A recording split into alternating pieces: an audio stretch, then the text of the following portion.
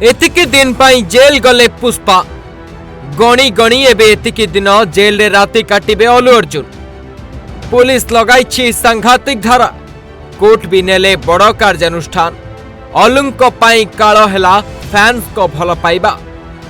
गणी गणी एबे 14 दिन जेल रे राति काटिबे सुपरस्टार अल्लू अर्जुन।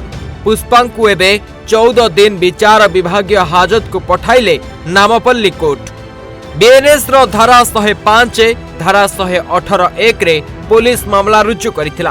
तेबे भारतीय जुडिशियल कोड रो आधार रे 105 अनुଯାयी दोषी साब्यस्त व्यक्ति पाई सर्वनिम्न 5 वर्ष दंडादेशरू आजीवन पर्यंत कारादंडर व्यवस्था रही। यह व्यतीत दोषी व्यक्ति उपरे कोर्ट मध्य जरिमाना लगाई पारिबे।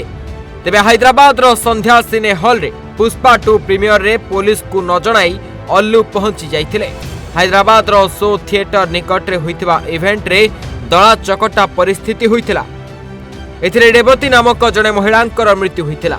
तांको पुओ आहत मध्य होइथिले।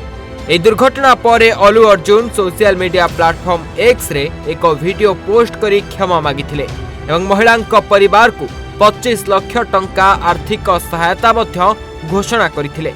महिलांक परिवार अभियोग करिबा परे पुलिस अल्लू अर्जुन एवं तांका सुरक्षा दल विरोध रे थिएटर परिचालना सहित डिसेंबर 2 रे मामला रुजु करिथिला।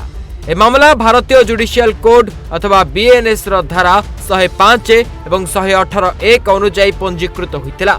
या परे पुलिस थिएटर रो जने मालिक एवं तांको दायित्व रे थिबा व्यक्ति को मध्य गिरफ्त करथिला। आउ आजि अल्लूंको तांको घरु उठाई आनिथिला पुलिस। अल्लूंको हैदराबाद पुलिस गिरफ्त करी चिकटपल्ली पुलिस स्टेशन को नैथिला। एठारु अभिनेता को पुलिस कड़ा सुरक्षा व्यवस्था मध्य गांधी हॉस्पिटल नै जाइथिला। सेठारे अल्लूंको स्वास्थ्य परीक्षा होईछि एवं गांधी हॉस्पिटल रु अल्लू पहुंचीबा पूर्वरु सुरक्षा व्यवस्था मध्य कड़ाकड़ी करा जाइछि।